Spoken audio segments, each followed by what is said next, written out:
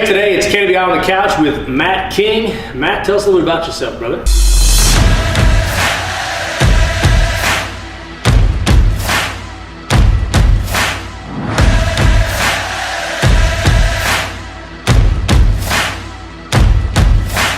So I'm 25 years old, grew up in Independence, Kentucky. I went to college for a year, played football at Lindsey Wilson, decided I want to join the Navy.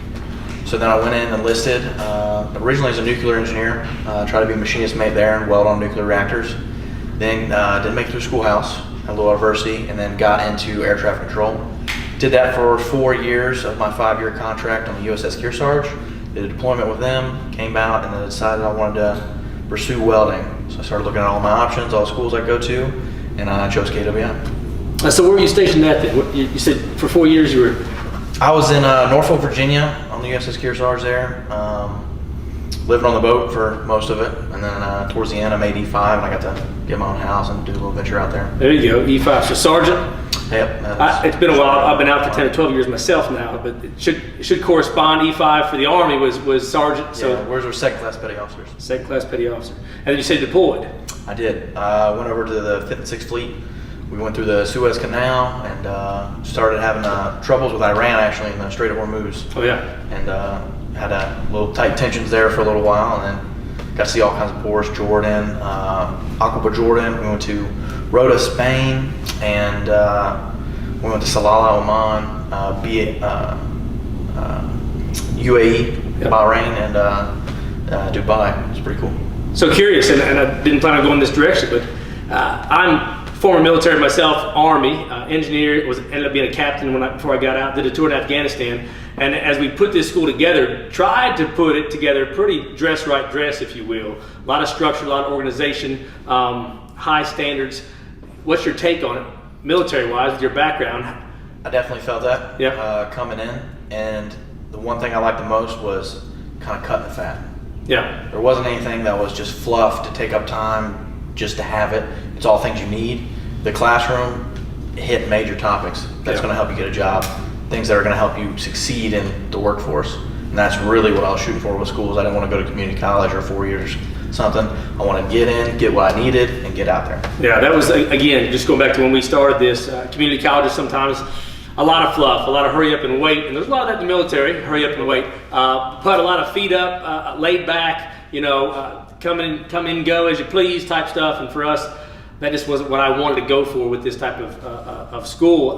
Wanted it to be hard-nosed, heavy-hitting, get to work, nose the grindstone type. So I hope that's how it felt to you. And there's some time to laugh and joke. The instructors are laid back and good people. Don't get us wrong. It's not drill sergeant-y. Right? It's not basic training by any means, but it definitely has a good rigid feel to it as far as cutting the fat, like you said. So what attracted you to KWI? It's pretty close to my house. That's one reason I love that. Yeah. And then just all the certs that you won't get at other schools. Right. And then also, I want to eventually be on a pipeline and downhill weld, and that's another option you can do here after you get your 6 certifications with the program, pipe program. Absolutely. And I wanted to be able to do TIG welding, so I can walk in a plant, I can walk in a right of way, I can go to a shutdown, a new construction, I can go to a fab shop, I can do it all. Yeah. With the skills that I got from KWI. Yeah, that's a good, very good point to make. A lot of guys, a lot of students, of course, and you know this. They come, they want to be downhill welders. The downhill is sexy, it's cool, it's definitely attractive on Instagram and social media. But like you're saying, a smart move would be a great uphill and downhill welder by far. Be able to roll into whatever industry is slowing up or speeding up. You're just adapt and overcome. Always staying busy. Right, versatile. Stay drawing those paychecks. Pipeline lays off. You can jump in a refinery, go to a new power plant, paper mill, whatever you want, and stay busy. That way you don't get bored too. Right, shaking things up. Yeah, you don't. Big network, and you always got phone numbers for anybody and everybody. Yeah. Now you said you're pretty local here. KWI students, they're not all Kentucky. Nope. You got any friends from other states?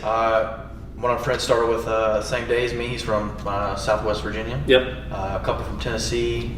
People from all over. When we started, had a couple guys from Alaska too. So yeah. All over the place. California, Florida, Georgia. Oh yeah. Absolutely. And that's you talk about networking. All these guys come in.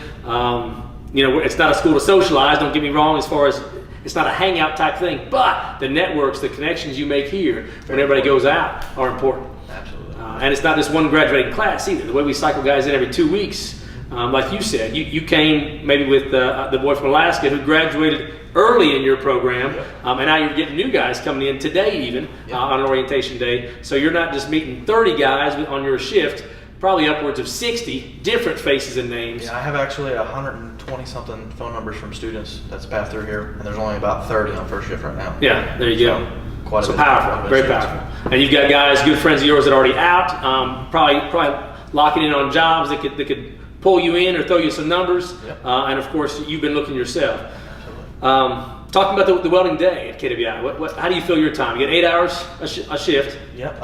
So shift starts at 6 o'clock. So I normally get there around 5:30. Get ready to go a little bit before that. As soon as the doors open, I'm in, put my lock on, get all my stuff out, set up. I try to have it so when I walk in first thing in the morning, I get to weld. Yeah. So I have my prep the day before previously. So I have all my coupons out, ready to go, either tacked or untacked, get it ready, and weld it out as fast as I can. Have some instructors look at it. Do that 2, 3, 4, 5 times, depending on what I'm working on, a small pipe, big pipe, or a plate when I first started. And then lunchtime, 40 minutes, get out, get something to eat, and as soon as you come back, the doors are open, you weld a lot too. Get some done there, and then at the end of the day, it's generally more pipe prepping and getting ready for the next day, or, which is a crazy option, is one of the biggest reasons why I want to come to KWI, you have the option to weld on second shift. So you can do a 16-hour day if you want, which is astronomical. It's crazy. It doesn't happen anywhere else. I went to a small community college with a Navy program when I was getting out, knew I was coming here. Right. Had an option to go, instead of going to work, I go weld at this community college. I was like, let's do that. It's awesome. It's 4 hours. Yeah. They're on the coronavirus schedule, but it was only still 4 hours. They had 6, 7 students in a smaller shop, and when that 4 hours was up, you got to be gone. We're locking the doors. You're getting out. There's someone else coming in. You're not allowed to stay. Right. But it's. How many 16-hour days do you think you pulled? Since I've been here, probably about 30, but there's been a lot of 12s. Yeah. A whole bunch of 12s. Yeah, so you've really taken advantage. You're a good one to talk to, especially recommended to students down the road as they come into KWI, the tips and tricks that you can take advantage of to amass more time. Like you said, get that pipe beveled, prepped, and ready so that when it's 6 a.m. and you're locking in, you're welding, you're not spending the first hour dragging leads and getting ready. You talked about welding 12s, 16s, that extra time. What other time hacks? You talk about welding through lunch even. Yep. Grab a snack, eat a quick lunch, and if you can get back in that booth, just be welding. So it sounds like you have sucked every second out of your program while you've been here. Absolutely. One of the biggest things was learn how to use a torch. It's kind of overlooked almost. Once you get a good bevel on there and it's all right, and it's not choppy or anything, you're like, oh, I'm good to go. But if you can get a clean one where you can hit it with a wire wheel, put a land on it and weld it, it's astronomical amount of time you can save. So I tried to dial in on the track torch when I was on plate, exactly which setting, have the same setting set every time. 5 on the acetylene, 25 on the oxygen. If it's a 1-inch plate, I'm running at the speed 5. If it's a 3/8, I'm right under 15. If it's a 1/4 inch, I'm right above 15. And that gets me a perfect bevel where I don't have to spend very much time at all grinding. And I can put a land on it and get a welding on it real quick. And also preparing for the next step. So I was always looking at what am I doing after I pass this test. So once you pass the AWS test on the process you're on, you get to move to another one. Right. So maybe you're testing on a 1-inch plate. The next thing you're doing, maybe you're going TIG, you're going a 1/4 inch. So as I'm getting ready to test for this 1-inch plate, if there's a track torch open and 1/4 inches laying out there and ain't nobody on it, I'm gonna cut some coupons real quick, get them prepped up, have them in my box ready to go for when I pass that test. Right. And then same thing with pipe. If I'm on 2-inch or I'm on 6-inch, about to go 2-inch, I was cutting 2-inch before I was ever on it. Yeah. Getting it ready to go. And then when it's open, it's open. So that's a great time to jump in there. And then Sundays, if there's no line on there, there's nobody prepping pipe on Sunday, it's a great time to prep pipe there too as well. Yeah, we got that Bible study, open up 4 hours, yeah. I actually made my own rollout wheel. I've been prepping some pipe at my house. Yeah. I want to go there and working on my truck and stuff like So that. taking advantage of every second is important. And how many certifications you rolling right now? I'm working on my 10th. Yeah. I have 9 right now. And then how common would you say it would be for guys to get the golden arm hood? You've got one. I know we've graduated a handful of guys here recently that have gotten Nick and George and really good guys. Jennifer rolling through right in front of you, graduating. How many? I'd say anyone coming in this program, if you want it, it's yours. It's yours for the taking. But you got to earn it. You got to get in there, put your hood down, get more hood time than anybody else, and you'll definitely have it. Yeah. If you're going to come in, do 8 and lollygag and coke and joke and talk and not take advantage of the opportunity in front of you, you're not going to get in. That's what I'm doing too. Work in. I appreciate that you said that, because most guys they're going to boil it down to skill. Well, it's not fair because Matt welded before he got here, or Matt's naturally gifted with it, and I don't think that's it at all. I think hard work beats talent if talent don't work hard, and that's where it gets to. So I'd say roughly 15-20% of the guys come through get that golden arm hood somewhere, but it could absolutely be 100% if everybody came in with the grit and grind that you've got. Again, it sounds like you go home and think about, hey, tomorrow, how can I suck another minute out of my day? Yep. Oh, I'm gonna go to the bathroom. You know, whatever. Just calculating ways to get more time, and that's great. Talk to me about. You said you dialed in. How much do you appreciate the fitting portion of it? There's a lot of schools out there that you're going to go, Matt, and they're going to be store-bought coupons. Everything you weld on is polished, pretty, and ready. Cut 37.5 degrees ready for you. Cut 30 degrees ready for you. Now you had to cut, prep, grind all your own coupons. Do you feel like that held you back? I thought it was going to hold me back. I thought it was like, man, I got to prep all this pipe and do all this stuff. But it turned out to be kind of a blessing in disguise, because now, as I was paying attention to everything I was doing, I was picking up a trick here, a thing there that could help it go faster, better, and get a good fit up. And I can do it on my own. I don't have to worry about getting out of the field and, I don't know how to prep pipe. I need somebody's help. Hey, Right. On a job site, hey, boss man, I don't know what I'm doing. I can do it myself, and I can do it perfect every time. Yeah, there's some jobs you're gonna get a helper, some jobs you're gonna get a fitter, and some jobs absolutely not. It's all you. We've got a couple guys in some double time work that essentially it's all them. They're a one-stop shop, and they always appreciated the fact that they come out of here knowing how to fit, prep, bevel, and get their own stuff ready. That way you're calling for your own gap. You know, you're dialing in exactly what you need, what you want. So like you said, the pain is probably only 2 or 3 weeks worth, and once you get good at it, it becomes a pretty efficient process in getting through. Much like welding, once you get on it, those techniques and tactics pay dividends. Absolutely. Yeah. The classroom, you talked about not very much fluff in that classroom. Talk to me, so specifically, what portion did you like about it? So safety's a huge Indian job, and everywhere you're going, it's always safety. Military, that way safety briefs every morning, right? Absolutely. But it wasn't overbearing. Yeah. Because I've been to a couple times in the military, it's, we're going to do the safety thing. And then 3 hours later, you're wondering, what did we start talking about? What was why are we here? Right. Oh, being safe on the flight deck with this, but now we're into walking down ladder wells and this, that, and the other. That's not going to happen in this evolution. It's always what's going to happen today, what's going to happen in your career, what are you going to need. You hit the topics that are the most important, they're fresh in your mind, and it keeps you safe. But it's not overbearing where you start forgetting things. Yeah. And that was awesome, and that's kind of with every topic. It's what you need. It's not just beating your head repetitive of things that is fluff, that is not necessarily crucial to get the job done. It's everything that you need to get the job done. Yeah, and we give you guys those OSHA 30 cards, MSHA 24, you get all your NCCR safety training. And what I like about our program is that at about month 3, roughly halfway through, we send you to Basic Plus, which is out of our hands. We're sending you to a third party. You got to sit and listen to their lectures and then take a test. And to my knowledge, all the time we've been doing this, we've had a 100% pass rate there. And I feel like it's because we do such a good job of getting you guys prepped up with all that OSHA 30, that 1926 work that you guys do. So your Basic Plus class, did you worry about it? Were you fretting? I wasn't. It felt like a little slower paced than our classroom. So I was in there like, okay, this is nice, this is good. It's going at a good pace. Is this going to speed up? It's going to be a little harder. I got it. Okay, cool. Walked in there confident, took the test. I knew I passed it. Yeah. Turned it in, got my card, and that was all there was to it. Most of the review. And our OSHA, military-wise, I know I spend a lot of time death by PowerPoint. Butts numb, and listening to some guy read slides to me. I didn't appreciate those kind of things, but I always enjoyed the hands-on part. With our OSHA classes, we like to take you guys out. Did you use any fire extinguishers? Were you on forklifts? What kind of things did you do hands-on? Drove forklifts, put out a fire, Class Charlie fire, or Class Bravo fire, a fuel fire. Yeah. We got on ladder safety, harnesses, being up, overhead, stuff like that. Yeah. So a lot of things All that practicals. that some schools, maybe that community college you're talking about, would teach in the seated position there. Watch a video. Watch a video. Don't forget. Right, On right. to the next. But then we take you outside and let you guys, again, we feel like that's more industry, more real world, and train as you fight was something I wanted to bring to the table with KWI. So we weld as you work type kind of mindset there. But so what's the best thing so far about KWI? What do you think would if you were selling this to a cousin or a buddy down the road, what kind of things do you think set us apart? What's been the best part of your experience here? The biggest thing is being able to weld on second shift. Yeah. If you want to put in the work, you can. The extra time. They're not holding you back at KWI. Where other schools, and it's self-paced.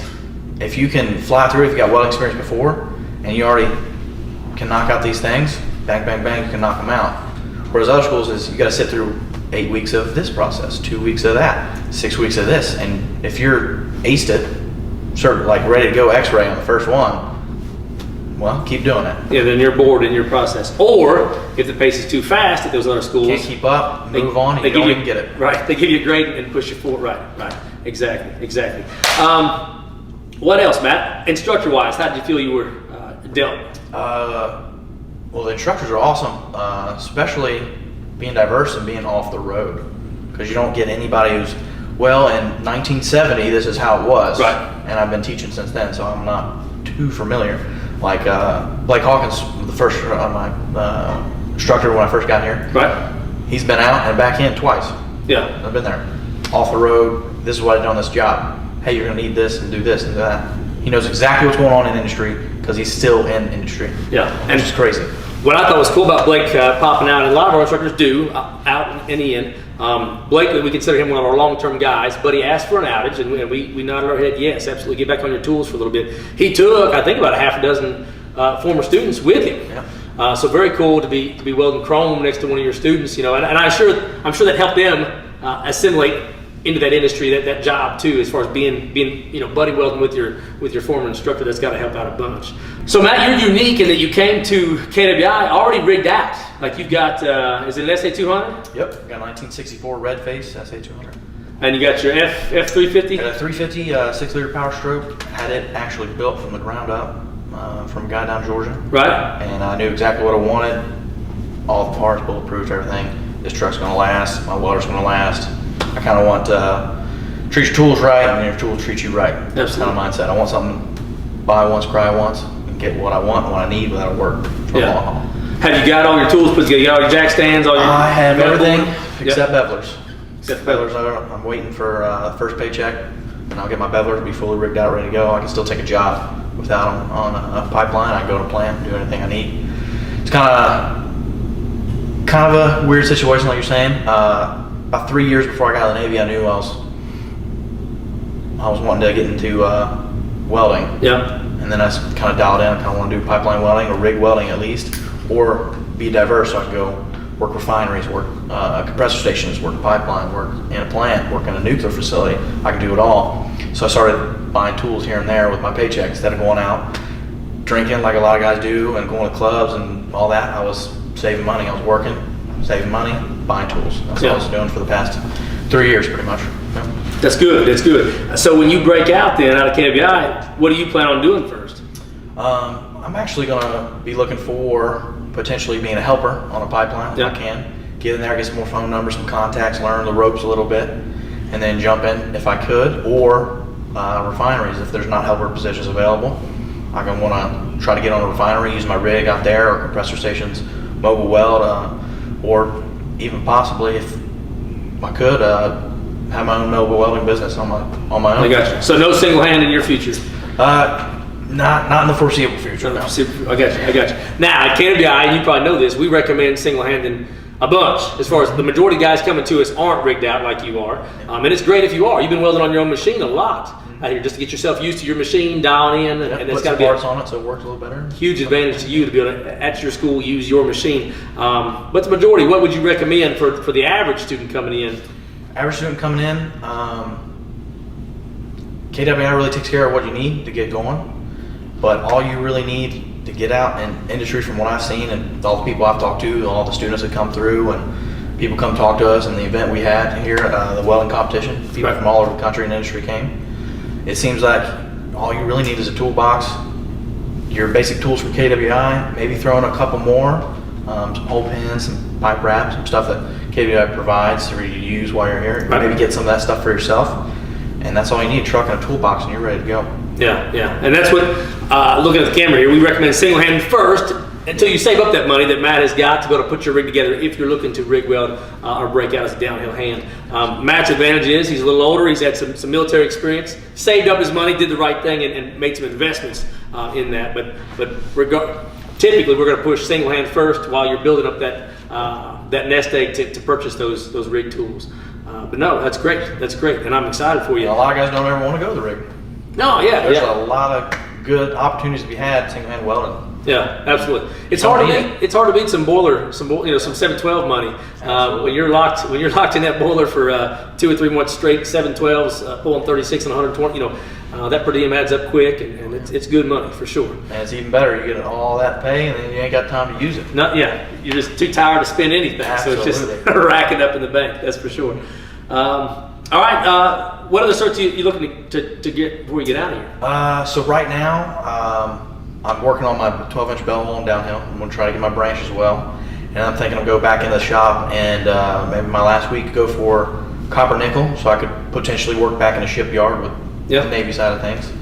And maybe some Schedule 5 food grade stainless, stuff like that. You mentioned that torch work earlier. I think that the branch is more of a torch test than it is a weld test, to be honest. I've cut out a coupon right now and I'm practicing on it, and I got a bad cut, and it's taken a while to get it dialed right in where I want it. Right. So I feel bad for those students going to schools that all their metal's prepped and ready for them. If you're not handy with that torch, it'd be tough to be a downhill hand and not have that torch just down pat. Absolutely. Almost impossible. Yeah, I would think. Because there's a time limit on there, so if you have a bad cut, you have to spend 90% of your time of the test grinding. It's going to hurt when it comes down to, oh, I have 5 minutes left to cap this. Oh no. Yeah. All right, so wrapping up today, Matt, if you could summarize what you've got for us today, looking into the camera, telling those future students of KWI, what would you recommend to them? You're going to want to take advantage of all the opportunities you got here at KWI. You're going to get what you put in. So put in your all, and you're going to get everything you ever wanted out of it. All right, so you heard it from Matt King. You're going to get out of it what you put into it. So you need to put in your all, folks. This is KWI on the Couch with Matt King.